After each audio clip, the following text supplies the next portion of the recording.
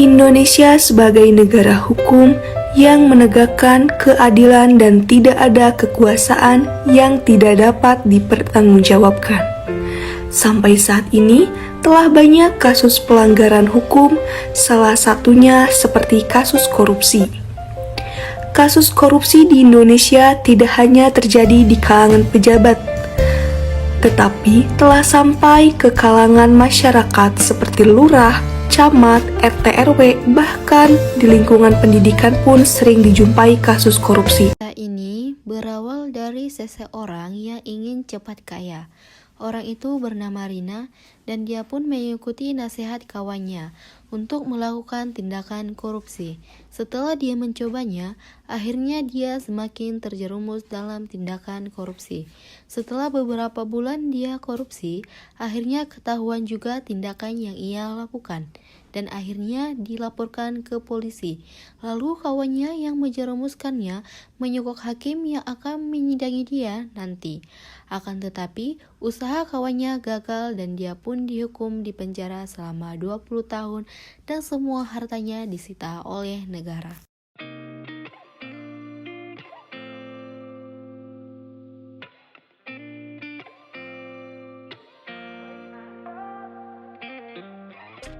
Gotta find my way to you, even though you're next to me.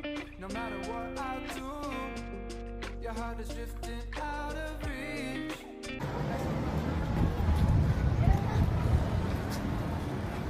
Hai Rin. Rinda, apa kabar sekarang? Alhamdulillah baik. Kalau kamu gimana? Aku juga baik. Kok kelihatannya kamu sedih, murung, lagi banyak masalah ya? Iya nih, aku sekarang lagi banyak utang. Terus pengeluaran aku banyak banget. Mana cicilan aku belum bayar lagi. Itu mah masalah kecil. Kamu kan sekarang udah jadi kepercayaan bos. Jadi bisa lah untuk kamu. Apa hubungannya utang dengan aku jadi kerjaan si bos? Ya kan sekarang kamu udah jadi kepercayaan si bos. Ya otomatis kamu bisa lah untuk korupsi uang perusahaan. Korupsi? Ada-ada aja kamu ini. Ya itu sih saran dari aku ya kalau kamu mau keluar dari masalah kamu. Emang nggak ada cara lain gitu? Banyak sih cara lain ya, tapi cara yang paling mudah terus paling cepat yaitu Terus nanti kalau aku ketahuan sama si bos gimana? ya kamu tatip dong, Pip. Masa kayak gitu aja gak bisa sih? Kamu cari cara lah supaya kayak mana caranya tuh kalau kamu tuh nggak ketahuan. Jadinya nanti kamu nggak ketahuan, hidup kamu enak, utang lunas, dan kamu nggak perlu capek-capek lagi pikir cicilan apa segala macem gitu sih. Pada suatu hari, Rina pun dipanggil oleh bosnya. Karena saat ini, Rina sudah menjadi orang kepercayaan bosnya. Rina pun diberi uang oleh bosnya untuk membayar pajak perusahaan milik bosnya.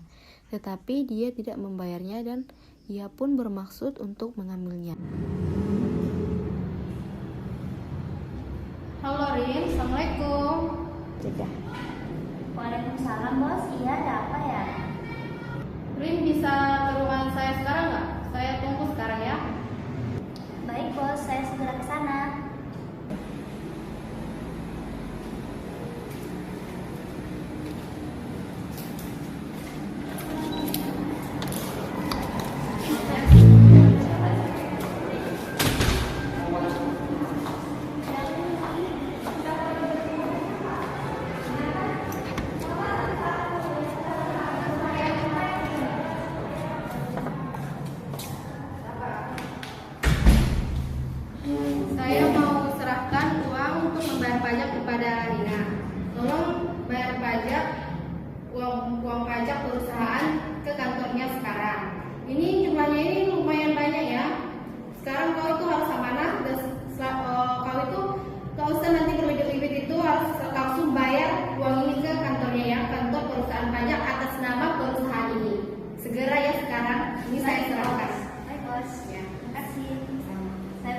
bos. Ya, oke.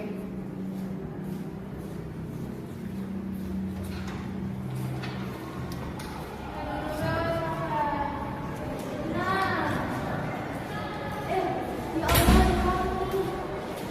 Ya Allah, janganlah dikami.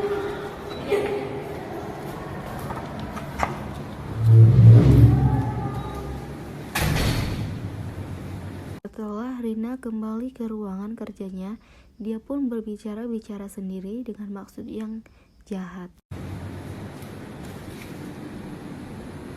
Wah, lumayan juga nih duit. Daripada aku bayar pajak, mending aku aja. Lumayan untuk bayar utang. Setelah beberapa minggu, Rina pun dipanggil oleh bosnya. Dia bingung tanda bukti apa yang harus dikasih kepada bosnya agar bosnya percaya bahwa dia udah membayar pajak perusahaan. Lalu Rina pun membuat surat palsu tanda sudah dibayar pajak perusahaan. Sekarang datang ke ruang saya ya. Iya bos, nanti saya segera ke sana. Permisi bos. Selamat masuk, Rin.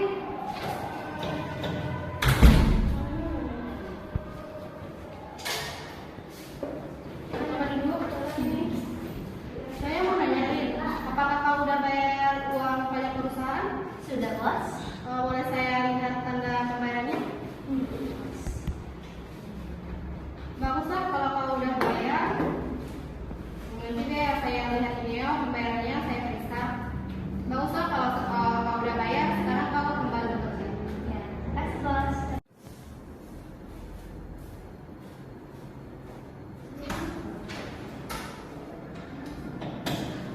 Setelah beberapa bulan berlalu, perusahaan bosnya pun mendapat surat dari kantor pajak yang berisi bahwa perusahaan tidak membayar pajak selama 5 bulan secara berturut-turut. Akhirnya Rina pun dipanggil oleh bosnya untuk ke ruangannya. Halo Rins, sekarang kamu datang ke ruangan saya. Iya, baik bos. Permisi bos. Silakan masuk.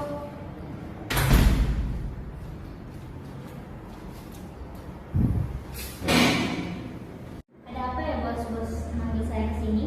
Saya mau nanya, uang yang saya berikan kepada Anda untuk membayar pajak, kamu kemana? Saya kemarin sudah bayar kok bos. Jangan bohong. Sekarang kamu keluar dari perusahaan ini, saya pecat kamu. Tapi kenapa saya dipecat bos? Kamu naik lagi, kamu cepat keluar dari ruangan saya.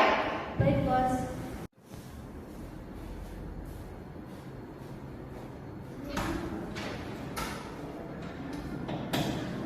Juga ada 2 polisi yang berbadan tegap pun datang ke rumah Rina untuk menangkapnya.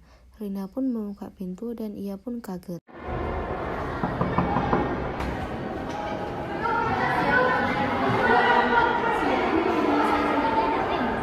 Anda kami tahan. Kenapa saya ditahan?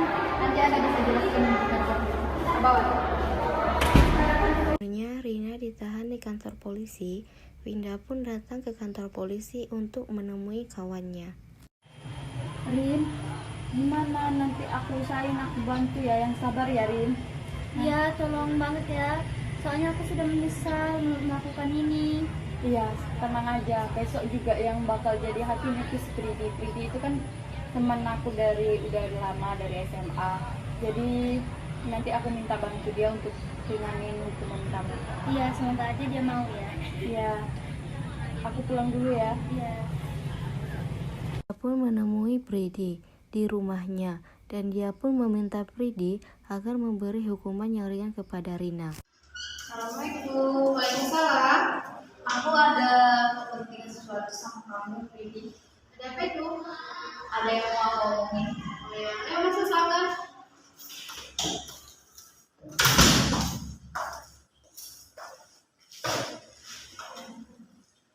Ada apa itu? Jadi gini, Pridi. Kan besok itu kamu yang jadi hakim yang nanyain kasusnya sidang Rina, yang kasus korupsi itu loh. Aku mau minta tolong sama kamu. Kan kita udah berteman baik dari lama. Rina itu teman aku minta tolong sama kamu untuk ringanin kasus dia. Bisa ya? Enggaknya nggak bisa. Soalnya aku harus mengikuti undang-undang yang berlaku. Masa iya kayak gitu aja nggak bisa sih, Pridi? Tolonglah, kita kan udah berteman baik dari lama loh. Kamu nggak bisa.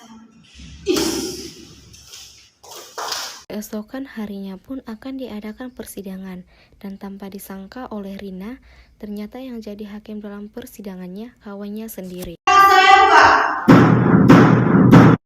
Saudari Rina, Anda sudah tersangka untuk melakukan korupsi.